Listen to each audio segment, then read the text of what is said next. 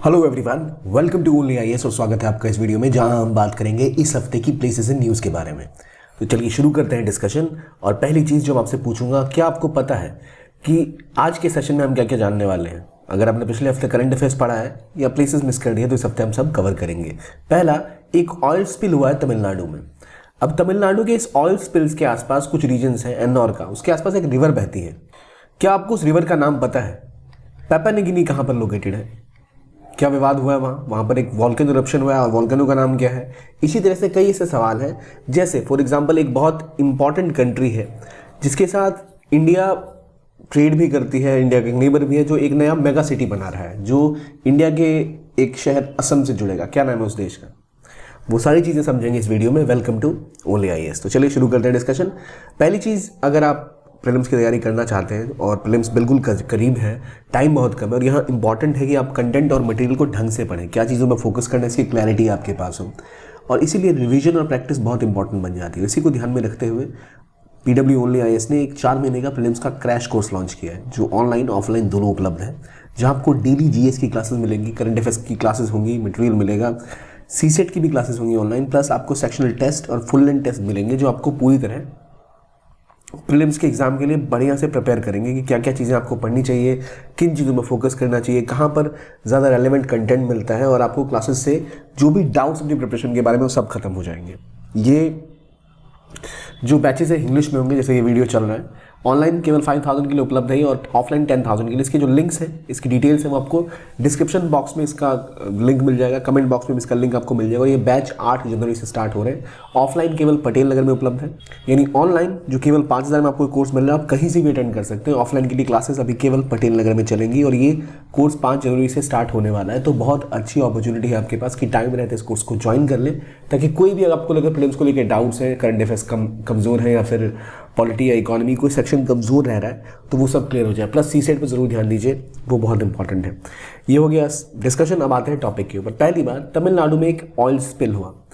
तमिलनाडु में एक, आपको पता है ना, स्टॉर्म आया था, साइक्लोन आया था। साइक्लोन का नाम क्या था? मीचियांग साइक्लोन। कहाँ आया था? चेन्नई में। तो बहुत तबाही वहाँ मची थी। और उस दिन हुआ क्या, जब साइक्लोन मीचियांग वहाँ पर आया तो वहाँ जो एक ऑयल स्पिल हुआ, वहाँ पर चेन्नई पेट्रोलियम कॉर्पोरेशन लिमिटेड का कुछ कंटेनर्स थे, उनका जो ऑयल है वो बाहर बह गया और वो बहकर पहुंचा 2 इंपॉर्टेंट जगहों पर। एक तो बंकिंघम कनाल। बंकिंघम कनाल अमेरिका में या लंदन में नहीं, इंडिया में है, और वो भी तमिलनाडु में है। और दूसरा जो इन्नौर मनाली रीजन है, यहाँ पे मनाली है, हिमाचल प्रदेश के आसपास दिल्ली से लोग घूमने जाते हैं, वो मनाली नहीं, इन्नौर मनाली का रीजन है। तमिलनाडु वाला इन्नौर मनाली का रीजन जो एक इंडस्ट्रियल एरिया है, जहाँ पर एक वेटलैंड हुआ करता था, जो रिसेंटली न्यूज़ में रहा था कि वेटलैंड वहाँ पे बहुत कम हो जा रहे थे। अब सवाल आपके लिए क्या इंपॉर्टेंट है, इस रीजन में एक इंपॉर्टेंट रिवर बहती है, उसका नाम है कोसास्थालायार। कोसास्थालायार रिवर यहाँ बहती है और यहाँ के रिवर के पानी में भी यहाँ का ऑयल स्पिल करके चला गया। अब ये पानी जो कोसास्थालायार रिवर है, ये जाके बे ऑफ बंगाल में फिर खत्म होती है, तो उसके थ्रू वो पानी वहाँ पहुँच गया। एक तो तमिलनाडु में ऑलरेडी जब सीजन कम होता है तो वहाँ पानी की बहुत कमी रहती है, उसमें एक इंपॉर्टेंट रिवर का प्रदूषित हो जाना, और एन्नौर रीजन का दोबारा न्यूज़ में है। असल में एन्नौर रीजन एक इंडस्ट्रियलाइज रीजन जरूर है, जो एक वेटलैंड में बसा हुआ है, और ये वेटलैंड बहुत बुरी तरह से प्रदूषित हो रखा है, तबाह हो रहा है। तो ये दोनों ही रीजन तमिलनाडु में, ये आपको याद करना ज़रूरी है। और ये जो ऑयल स्पिल जब से हुआ है तो किसने इसको कंट्रोल करने की बात की है? तो इंडियन कोस्ट गार्ड जो है उसके पीछे लग गया है, जिस चीज़ को संभालते हैं कि कोस्टल एरियाज जो हमारे साफ रहे और क्लीन रहे। अब देखिए, जो ऑयल स्पिल हुआ है, ये आपको दिखेगा, यहाँ CPCL की फैसिलिटी थी मनाली के पास, और यहाँ से ब्रीच हुआ और ये बहते बहते फ्लड वाटर ऑयल बकिंघम कनाल में होते होते यहाँ कोसास्थालायार रिवर में पहुँच गया, और यहाँ से वो बिल्कुल एन्नौर का क्रीक जो है यहाँ पहुँच गया। तो इस क्रीक में भी कई चीज़ों के लेकर विवाद अक्सर रहा है कि अगर आपसे पूछा जाए एन्नौर क्रीक कहाँ पर है, तो तमिलनाडु में। एन्नौर क्रीक पहले इंडस्ट्रियलाइज नहीं था। ये रहा वो क्रीक का छोटा सा फोटो। क्रीक धीरे धीरे इंडस्ट्रियलाइज हुआ है। जैसे जैसे इंडस्ट्रियलाइज हुआ है यहाँ पर, और इंडस्ट्रियलाइजेशन बढ़ने की वजह से वेटलैंड तबाह होना स्टार्ट हो गया है। जो वहाँ लोग कुछ जीव रहा करते थे, उनके जीने का सहारा जो था उसमें बिल्कुल समाप्त हो जाएगा। आपको कुछ तस्वीरों के थ्रू दिखेगा कि इस कनेक्टिविटी बढ़ती जा रही है, यहाँ जो एक्सपेंशन बढ़ता जा रहा है, वहाँ उसी तरह वेटलैंड और तबाह होता जा रहा है। तो ये रिवर की नाम की बात मैंने की, तो कोसास्थालायार रिवर कहाँ से बहती है, एन्नौर रीजन कहाँ पर है, क्या हुआ, ये मीचियांग साइक्लोन कैसे आया था, किस रीजन में था ये, और चेन्नई में लगातार जो फ्लड्स आते हैं, आप अक्सर देखते हो कि चेन्नई में अक्सर फ्लड्स आते हैं। तो चेन्नई में फ्लड्स आने का कारण ये है कि चेन्नई के आसपास जो इंपॉर्टेंट आपके सिटी में रिवर्स हैं उनके ऊपर घर बना लिए गए हैं, जो रिवर्स हैं उनको कवर कर लिया। जैसे मुंबई में रिवर जब फ्लड आया था तो मीठी रिवर की बात आई थी, वहाँ तबाही, वो रिवर के ऊपर लोगों ने घर बना लिया है। रिवर और वो जिस तरह चलनी चाहिए वैसे चल नहीं रही है, तो इसी वजह से सी का वाटर ड्रेन नहीं हो पाता, सी में वाटर ड्रेन नहीं हो पाता। अब यहाँ कोसाथलायार रिवर के साथ यही हुआ है कि इसके ऊपर भी बुरी हालत हो रखी है। अब ऑयल स्पिल हो गया, रिवर ऑलरेडी कम होती जा रही है। और चेन्नई में जब आप पढ़ेंगे तो चेन्नई के फ्लड, सिटी फ्लड मैनेजमेंट के लिए इस रिवर का इस्तेमाल करने की बात की गई थी एक बेहतर तरीके से, ताकि यहाँ और फ्लड्स ना आए। ये इसलिए इंपॉर्टेंट नाम है 2-3 जो आपको याद होने चाहिए कि कहाँ से क्या ये रिवर्स और ये लोकेशंस कहाँ पर है। तो तमिलनाडु के चेन्नई में है और ये हो गई इस रीजन की बात। अब सवाल ये है कि अगर हम इतना कर ही रहे हैं तो ये भी जान लें कि रिवर कहाँ ओरिजिनेट करती है, कहाँ शुरू करती है। तो इसका ऑरिजिन पॉइंट है कावेरी पक्कम। कावेरी पक्कम कहाँ है? वेल्लोर के पास। ये रहा कावेरी पक्कम, यहाँ से रिवर ओरिजिनेट करती है और जाती कहाँ तक है? जाती है एन्नौर क्रीक तक। तो एन्नौर क्रीक में बहने वाली रिवर है, इसका नाम है कोसाथलायार। कोसाथलायार का नाम याद रखिए, ठीक है? कहाँ से? वेल्लोर में याद रखिए, कावेरीपट्टनम पक्कम नाम की जगह है, वहाँ से ही जाके वहाँ तक ड्रेन करती है। तो चलो ये हो गई तमिलनाडु के वेटलैंड की बात। अगला न्यूज़ आर्टिकल इंटरनेशनल है, सीरा लियोन के बारे में बात हो रही है। सीरा लियोन में असल में एक अटेम्प्ट हुआ कू का। कू होता है पर उसे कू पढ़ते हैं। कू यानी वहाँ के जो हेड ऑफ द स्टेट है उन्हें हटाकर वहाँ पे किसी और का कब्जा करने की कोशिश थी। तो सीरा लियोन में जो हुआ, सीरा लियोन पहली कंट्री लोकेटेड कहाँ है? तो ये वेस्ट अफ्रीका में है। वेस्ट अफ्रीका से जुड़ा हुआ एक और देश हमने नाइगर भी रिसेंटली पढ़ा था, नाइजर, जहाँ पर एक कू अटेम्प्ट और हुआ था जिसको रोका गया था। तो वेस्टर्न अफ्रीका रीजन ऐसा है जहाँ पर बहुत सारे कूज होते हैं, मिलिट्री, कई सारे मिलिट्री ग्रुप्स हैं, आपस में लड़ते रहते हैं। यहाँ क्या हुआ कि एक गनमैन ने टारगेट किया था मिलिट्री बराक को और धीरे धीरे वहाँ पर सीरा लियोन ने लगातार वहाँ के कुछ मिलिट्री लीडर्स को भी अरेस्ट किया था। उसके बाद नए अटैक किए गए ताकि अपने मिलिट्री ऑफिसर्स को बचाया जाए, निकाला जाए जिनको पकड़ा गया, और जो राष्ट्रपति है उनको हटा के कोई और वहाँ पर आ जाए ताकि वो जो अरेस्टेड लोग हैं वो फ्री हो जाए। ये कू की जो बेसिक पॉलिटिक्स है ये हमारे लिए रेलेवेंट नहीं है। हमारे लिए रेलेवेंट ये है कि रीजन कौन सा है। सीरा लियोन एक बहुत छोटी सी कंट्री है, ज़्यादा न्यूज़ में नहीं रहती है, तो इस पर ये क्वेश्चन पूछा जाना कि उसके राष्ट्रपति का नाम क्या है, पूरी हिस्ट्री बताइए, वो चांसेस कम है। बट एज ए रीजन हमारे लिए इंपॉर्टेंट हो जाता है वेस्ट अफ्रीका। तो वेस्ट अफ्रीका का इंपॉर्टेंट ग्रुप है इकोवॉस। इकोवॉस एक मेजर ग्रुप है जिसके अंदर ये सारे देश रहते हैं। इनमें लगभग 15 से 18 देशों का ग्रुप है ये। और इन कंट्रीज़ में ये देखिए, ये है वेस्टर्न अफ्रीका का रीजन, ठीक है। और यहाँ कोने में आपके ये सारी कंट्रीज़ हैं। अगर आप देखें तो ये कोने वाली कंट्रीज़ आपको देख रहे हैं, सीरा लियोन, ऊपर आपका Guinea Bissau, Gambia, Senegal, Mauritania, Mali, Burkina Faso, Ghana. तो यहाँ पर 15 मेंबर्स, और ये आपस में कोशिश कर रहे थे कि अपने आप को एक EU की तरह डेवलप करने का। लेकिन यहाँ की कंट्रीज़ में एक तो बीमारियाँ बहुत ज़्यादा फैलती हैं, ट्रॉपिकल रीजन है, प्लस सब स्टैंडर्ड लिविंग ऑफ लाइफ है पीपल की। लाइबेरिया, माली, नाइजीरिया को तो फिर भी डेवलप्ड है, वहाँ ऑयल के टैंकर्स भी मिले हैं, लेकिन लगातार हो रहे हिंसा से रीजन बहुत इनस्टेबल हो गया। प्लस वेस्ट अफ्रीका में एक देश ने बहुत ज़्यादा इन्वेस्टमेंट करनी स्टार्ट कर दी है, वो है चाइना। तो अगर मेंस में कोई भी कैसा क्वेश्चन आता है तो प्रिपेयर रखिए कि चाइना का क्या रोल बढ़ता जा रहा है अफ्रीका में। इंडिया वेस्ट अफ्रीका में बाकी अफ्रीका के रीजन के मुकाबले थोड़ी कम प्रेजेंस है इंडिया की, तो इंडिया अपनी प्रेजेंस इकोवॉस कंट्रीज़ के साथ बढ़ाना चाह रहा है। 15 इकोवॉस का मेंबर्स कौन कौन से हैं?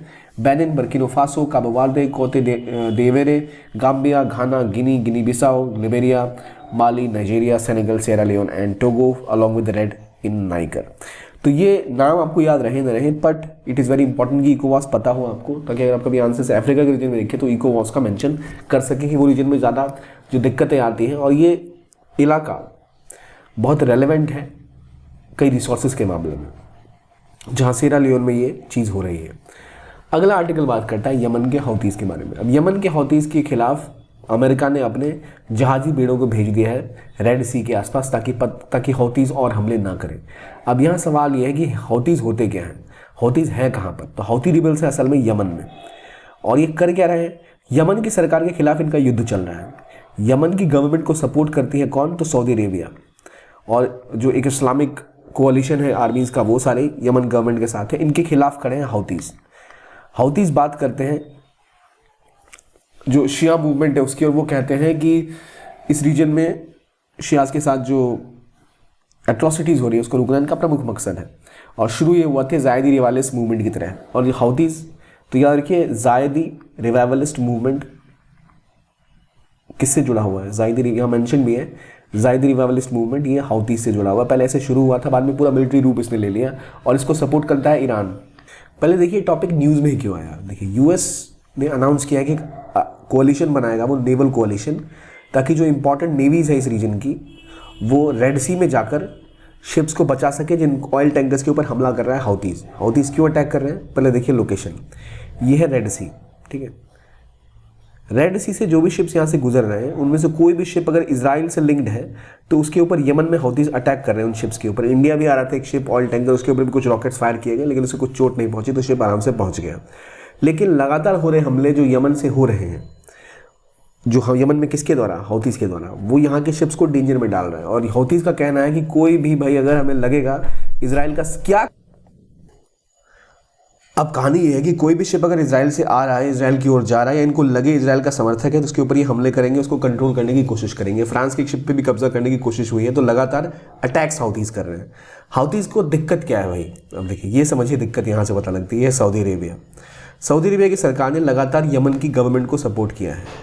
यमन की गवर्नमेंट में जो सुन्नी और सऊदी अरेबिया लोयलिस्ट हैं वो हैं, इनके खिलाफ युद्ध कर रहे हैं हाउतीज़। हाउतीज़ एक विद्रोहियों का ग्रुप है जो यमन में है और इन्होंने आधा यमन कंट्रोल करके रखा हुआ है। यमन की राजधानी है सना, इसके ऊपर भी हाउतीज़ का कंट्रोल है। तो इन हाउतीज़ के पास इतनी ताकत कहाँ से आई कि सऊदी अरेबिया के सपोर्ट वाली गवर्नमेंट को हरा सके। तो इसको ईरान लगातार सपोर्ट करता है। ईरान क्यों सपोर्ट करता है? ईरान का कहना है क्योंकि ये शियाज़ की इंडिपेंडेंस, शियाज़ की जो डेवलपमेंट के लिए काम करें, उनके लिए लड़ रहे हैं, इसलिए हम इनका सपोर्ट करते हैं। तो ईरान वर्सेस सऊदी अरेबिया की फाइट यमन में लगातार चलती ही रहती है। यमन एक बहुत बुरी तरह तबाह हुई पड़ी कंट्री है अभी। अब दोबारा आते हैं टॉपिक के ऊपर। तो ठीक है, ये तो सऊदी अरब ईरान का विवाद है, यहाँ इजराइल के पीछे क्यों पड़ गए? देखिए, जो भी ग्रुप्स ईरान के सपोर्टर हैं, वो असल में इनडायरेक्टली बोल चुके हैं इजराइल को कि वो उसको तबाह कर देंगे। क्यों? क्योंकि ईरान ऑलरेडी हमास को सपोर्ट करता है। हमास के सपोर्ट में दो ग्रुप खुलेआम आए थे, एक हिजबुल्ला और एक हाउतीज़। हिजबुल्ला और हाउती दोनों कहाँ हैं? हिजबुल्ला है, ऑपरेट करते हैं कहाँ पर? हमने पिछली वीडियो में कवर किया था इसको। हिजबुल्ला ऑपरेट करते हैं लेबनान में और हाउती ऑपरेट करते हैं यमन में। तो लेबनान ने तो सीधा अटैक किया इजराइल के ऊपर, उनके साथ झड़प चलती रहती है उनकी। यमन में बैठे हुए हाउतीज़ ने पहले यहाँ कुछ रॉकेट्स दागे इजराइल की तरफ। जब वो वहाँ तक पहुँचे नहीं, तब इन्होंने कहा यहाँ से कोई शिप गुजरेगा रेड सी तो इसको हम पकड़ लेंगे। रेड सी क्यों इंपॉर्टेंट है? रेड सी जोड़ता है सुएज़ कनाल से इस रीजन को, तो इसलिए एक इंपॉर्टेंट एरिया है। अब देखिए, इसको मैप से देखते हैं। अब यहाँ देखिए, ये रेड सी है, ठीक है, ये रेड सी है। यहाँ पर ऊपर है सुएज़ कनाल। तो अगर आपको इस रीजन से, अमेरिका से एशिया में ट्रेड करना है, यहाँ से यहाँ ट्रेड करने आना, तो यही रूट आप लोगों के शॉर्टेस्ट रूट है। आपको जापान जाना है, चाइना जाना है, इधर तो आर्कटिक का रीजन है, आर्कटिक ये पूरा ठंडा इलाका है, जमा रहता है, तो लोग यही रूट पकड़ते हैं। तो आपको चाहे जापान जाना हो, चाहे चाइना जाना हो, चाहे इंडिया जाना हो, चाहे यूरोप, चाहे अमेरिका, तो ट्रेड रूट यही है। यह है मेडिटेरेनियन सी, और यहाँ से आप सुएज़ कनाल होते हुए रेड सी में आते हो। रेड सी से यहाँ पर है बाबल मंदेब का स्ट्रेट, यह छोटा सा इलाका जो है बाबल मंदेब। बाबल मंदेब के पास ही यहाँ आ गया गल्फ ऑफ एडन। तो बाबल मंदेब के पास ही यमन है, यमन के ऊपर से हाउतीज़ वहाँ हमले कर रहे हैं। तो कोई भी शिप अगर एशिया जाएगा उसको एक खतरा रहेगा ही रहेगा। इसीलिए इसको रोकने की लगातार कोशिश कर रहे हैं बाकी देश के लोग कि ऐसी इंस्टेबिलिटी ना फैले, क्योंकि दुनिया का मोस्टली ट्रेड जो है वो सुएज़ कनाल से ही गुजरता है। तो इसका नुकसान भारत, अमेरिका और सबको होता है। तो यहाँ इंडिया के लिए बड़ा इंपॉर्टेंट है कि इंडिया हमेशा कहता है कि we want to be a net security provider in this region. तो इंडिया अपनी नेवल सुप्रीमेसी भी दिखा सकता है इस रीजन में, और इसीलिए अब अमेरिका के बहुत सारे समुद्री बेड़े यहाँ पहुँच रहे हैं हाउतीज़ को सबक सिखाने के लिए। अब देखो, हाउतीज़ ने अटैक किया। हाउतीज़ यहाँ पर है यमन के पास। जो हमारा इजराइल का देश है वो कहाँ पर है मुझे बताइए? ये इजराइल है।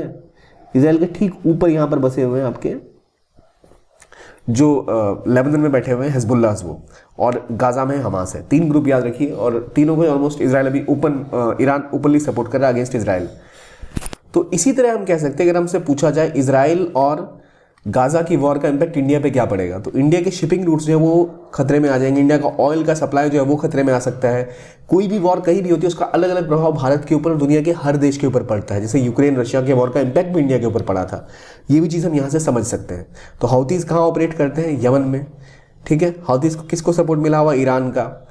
एक शिया रिबल ग्रुप्स हैं, किसके खिलाफ लड़ रहे हैं? यमन की गवर्नमेंट के खिलाफ। उस रीजन में कौन कौन सा इलाका है? गल्फ ऑफ एडन कहाँ पर है पता लग गया आपको। रेड सी कहाँ पर है पता लग गया आपको। तो ये सना कहाँ है पता लग गया आपको, जहाँ ऑलरेडी पानी की बहुत भारी किल्लत है। ये सारी चीज़ें आपको पता लग चुकी है। एक मैप और डिटेल में देख लो। ये रहा गल्फ ऑफ एडन, ये रहा रेड सी, यहाँ है बाबल मंदेब, यहाँ यमन है, यहाँ जिबूटी, इथोपिया, और रिसेंटली यहाँ पर एक शिप को कैप्चर भी किया था सोमालिया के पायरेट्स ने, जिसको बचाने इंडियन नेवी का शिप गया था। ये दिखाता है कि कैसे यहाँ पर इनस्टेबिलिटी बहुत ज़्यादा बढ़ी हुई है। ये इजराइल के ऊपर वाला हिस्सा यहाँ पर है आपका लेबनान, जो वहाँ से अटैक करता है इसको, जहाँ से हिजबुल्लाह अटैक करता है। तो Red Sea, Gulf of Aden, Bab el Mandeb, हाउती की प्रेजेंस, हिजबुल्लाह, हमास, पता लग गया आपको सब, ठीक है। आगे बढ़ते हैं। अब देखें ये अटैक जो हो रहे हैं लगातार यमन के हाउती रेबल्स द्वारा, इसको बचाने के लिए एक कोalition की बात की गई है। इसमें Bahrain, Canada, France, Italy, Norway, USA, ये सभी इसमें पार्ट हैं। लेकिन अरब नेशंस ने इसमें पार्ट नहीं लिया, जबकि देखिए अरबिक, सऊदी अरब वगैरह को हमेशा दिक्कत रही है हाउती से, लेकिन फिर भी सऊदी अरब और अरबिक कंट्रीज ने इससे दूरी बना के रखी है, क्योंकि यहाँ मुद्दा इस्लाम के शिया सुन्नी और यमन के कंट्रोल करेंगे, यहाँ मुद्दा है इसराइल के खिलाफ खड़े होने का। तो यहाँ पर इस्लामिक कंट्रीज ने एक कॉमन स्टैंड लिया है और इन्होंने ज्वाइन नहीं किया है इस अलायंस को। तो ये है यमन की कहानी, जहाँ लड़ रहे हैं वो हाउती से, लेकिन इस अलायंस का पार्ट अरबिक कंट्रीज नहीं बनी है, ठीक है। तो आई थिंक आइडिया क्लियर हो गया आपको कहाँ कहाँ पे कौन सा रीजन है, क्या पॉलिटिक्स इस रीजन की। अब देखो इसके लिए क्या ईरान इतना कुछ कर रहा है, इतने ग्रुप्स को सपोर्ट कर रहा है, इजराइल कुछ करेगा नहीं? ऑब्वियसली करेगा। इजराइल के एक प्रेडेटरी स्पैरो ग्रुप ने ईरान के ऊपर एक साइबर अटैक कर दिया, और साइबर अटैक कोई ऐसा वैसा नहीं, वहाँ के लगभग 60% जो पेट्रोल पंप्स हैं, जो फ्यूल रिफ्यूलिंग स्टेशन है, उन्होंने काम करना बंद कर दिया। एक ऐसा साइबर बग या साइबर अटैक किया गया है, बग डाला गया है उनके सॉफ्टवेयर से, उनके मशीनों के ऊपर, इनके इंफ्रास्ट्रक्चर के ऊपर, कि वो ऑपरेशनल नहीं रह रहे, जो जिससे ईरान की दिक्कतें बहुत ज़्यादा बढ़ गई हैं। तो ये रियलिटी है कि किस तरह साइबर अटैक से ईरान से बदला ले रहा है अब इजराइल, और जिस ग्रुप ने ये हमले किए उसका नाम है प्रेडेटरी स्पैरो। अब हम ये समझ सकते हैं इससे कि मान लीजिए इंडिया के पेट्रोल पंप काम करना बंद कर दें, पेट्रोल लेने जाएं, पेट्रोल भराओ, फिर भी पेट्रोल ना निकले, क्योंकि सब कुछ अब ऑटोमेटेड हो चुका है, प्रोग्राम के थ्रू रन करता है। मान लीजिए डैम्स काम करना बंद कर दे। एक बार ऑलरेडी कुरानकुलम के ऊपर साइबर अटैक हो चुका है, लेजरस नाम की एक ग्रुप ने हमला किया था, जो नॉर्थ कोरिया से एफिलिएटेड थी, लेजरस, उसने कुरानकुलम को बंद करने की कोशिश की थी। तो क्या भारत को भी अब साइबर वॉर के लिए, साइबर हमलों के लिए तैयार रहना चाहिए? नहीं रहना चाहिए, बिल्कुल रहना चाहिए। और ये एस्पेक्ट भी अपने सिक्योरिटी डायमेंशन में आप लिख सकते हैं, कैसे ईरान की इजराइल के प्रेडेटरी स्पैरो ग्रुप का नाम था प्रेडेटरी स्पैरो ग्रुप ने सीधा हमला किया किसके ऊपर? ईरान के ऊपर, साइबर अटैक टू, जिससे उनके फ्यूल स्टेशंस काम करना बंद कर गए। तो ये चीज़ें भी हमें वॉर के अलग अलग आयाम को समझते हुए देखनी चाहिए। तो ये लोकेशंस क्या आपको पता लग गए हैं, ठीक है। आगे बढ़ते हैं, बात करते हैं भूटान की, जो एक मेगा सिटी प्लान कर रहा है, जो इसको जोड़ेगा असम के साथ, और ये फेमस है गेलेपू स्मार्ट सिटी के नाम से। अब आप भूटान को समझते हैं ग्रीन देश, कार्बन पॉजिटिव कंट्री, जो हमेशा इकोनॉमी में और डेवलपमेंट में और एनवायरमेंटल बैलेंस की बात करता है, लेकिन उन्होंने कहा कि वो एक इकोनॉमिक कॉरिडोर बनाना चाहते हैं जो साउथ एशिया को साउथ ईस्ट एशिया से जोड़ेगा, नॉर्थ ईस्ट से जोड़ने वाला उनका एक मेगा सिटी प्रोजेक्ट है। तो वो प्रोजेक्ट का नाम है गेलेपू, और गेलेपू में एक स्पेशल एडमिनिस्ट्रेटिव रीजन बनाएंगे, वो जहाँ निवेश अलाउड होगा, जहाँ वो इकोनॉमिकली उस एरिया को डेवलप करना चाहेंगे, और ये डेवलप होगा असम के पास। और कोशिश ये है कि यहाँ से एक रोड जाएगा गेलेपू से कोकराझार तक, ये रूट डेवलप किया जाएगा भूटान के द्वारा, ताकि भूटान इस रीजन में और ज़्यादा डेवलपमेंटल एक्टिविटीज़ कर सके, उसको एक्सेस मिल सके। यहाँ से मान लीजिए बाद में बांग्लादेश तक इसको जोड़ा जा सकता है, वहाँ से साउथ ईस्ट एशिया तक जोड़ा जा सकता है, या फिर आप यहाँ से इनको सी एक्सेस भी मिल सकता है असम के थ्रू सीधा। तो ये कोशिशें यही हैं कि किसी तरह मेगा प्रोजेक्ट डेवलप किया जाए, बांग्लादेश के होते हुए वो जो बाकी रीजन है वहाँ तक पहुँच जाए। तो ये गेलेपू किसका प्रोजेक्ट है? भूटान का मेगा सिटी प्रोजेक्ट। किसको जोड़ रहा है? असम का कौन सा रीजन? कोकराझार। तो Kokrajhar is in Assam and Gelephu is in Bhutan. याद रखिए, भूटान का मेगा सिटी प्रोजेक्ट। इसमें एक स्पेशल एडमिनिस्ट्रेटिव रीजन बनाया जाएगा जो कि कोशिश करेगा वहाँ पर और डेवलपमेंट एरियाज को पुश। आगे बात आती है पापा न्यू गिनी की। पापा न्यू गिनी में एक वॉल्केनिक इरप्शन हुआ है जिसके लिए भारत की गवर्नमेंट ने $1 मिलियन इनको सपोर्ट की राशि में दी है। अब पहली बात, कहाँ पर हुआ है ये है असल में माउंट उलावुन, एक जगह है वहाँ पर। माउंट उलावुन कहाँ है? ये है पापा न्यू गिनी। इसकी लोकेशन देख लीजिए। पापा न्यू गिनी कहाँ पर है? इंडो पैसिफिक ओशन का पार्ट है ये। साउथ ईस्ट एशिया में इंडोनेशिया वगैरह के जस्ट बाद आपका पापा न्यू गिनी शुरू होता है। नीचे ऑस्ट्रेलिया है आपका। इस मैप से आपको क्लियर दिखेगा, ये ऑस्ट्रेलिया, ऑस्ट्रेलिया के ऊपर है पापा न्यू गिनी। ठीक है, पापा न्यू गिनी में हुआ क्या है? एक वॉल्केनिक इरप्शन हुआ है। कहाँ पर वॉल्केनिक इरप्शन हुआ है? उस माउंट का नाम याद कर लेते हैं हम। वो है माउंट उलुवुन। माउंट उलुवुन ये रहा, यहाँ पर लोकेटेड है। पापा न्यू गिनी का रीजन ये रहा ऑस्ट्रेलिया। तो इस तरह आपको ये पता है कि माउंट उलुवन में ये वॉल्केनिक इरप्शन हुआ। तो अगर आपसे पूछा जाए माउंट उलुवान किस चीज़ से रिलेटेड है, तो आप उसको मंगोलिया नहीं बोलेंगे, उलवंतोर है वो। ये उलवुन है और ये कहाँ पर है? वॉल्केनिक इरप्शन कहाँ हुआ है? तो पापा न्यू गिनी में। ठीक है, पापा न्यू गिनी में लगातार वॉल्केनिक इरप्शन होते रहते हैं। माउंट उलुवन की बात हो गई, पोर्ट मॉरेस्बी की बात हो गई, पॉइंट मानम की बात हो गई, या किम्बे की बात हो गई, लगातार होते रहते हैं वॉल्केनिक इरप्शन इन रीजन्स के आसपास। तो याद रखिए, पोर्ट मॉरेस्बी कहाँ पर है, उलुवन वॉल्केनो कहाँ पर है, मानम वॉल्केनो कहाँ पर है। मानम वॉल्केनो और उलुवन वॉल्केनो दोनों एक्टिव वॉल्केनोज हैं और दोनों ही पापा न्यू गिनी में है। पापा न्यू गिनी की लोकेशन याद रखिए, ये आपको साउथ ईस्ट एशिया के पास पड़ता है। ठीक है, अगर आपको ये कंटेंट अच्छा लगा तो ऐसे जितने भी और कंटेंट हैं, इसकी पीडीएफ्स या इसकी और इन्फॉर्मेशन, ऐसे कई और जानकारी आप प्राप्त कर सकते हैं हमारे टेलीग्राम चैनल से। आप इस लिंक को स्कैन करके क्यूआर कोड को आप पहुंच सकते हैं PW ओनली IAS ऑफिशियल तक, जहां आपको सारे रिक्विजिट मटेरियल यूपीएससी प्रिपरेशन के लिए मिलेंगे। ये था आज का वीडियो, आई होप आपको अच्छा लगा हो। देखने के लिए बहुत बहुत धन्यवाद और आई होप कि आपने जो सवाल हमने पहले आपसे पूछे थे वो आप आंसर कर पाओगे लोकेशन के हिसाब से भी। Thank you very much and keep on watching only IAS।